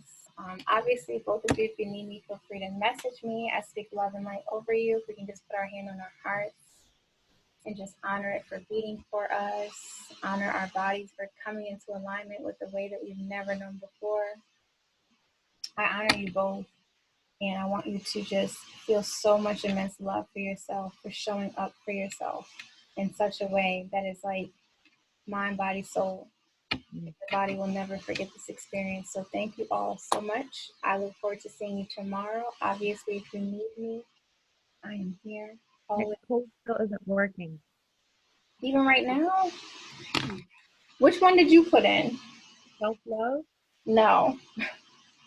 No. Self-love is for services. Self-care is for products. I shouldn't have made it difficult, but on my site, you can't, like, I can't do one code for all things. So I wanted it to be for services and products. So products are self-care. You should read better.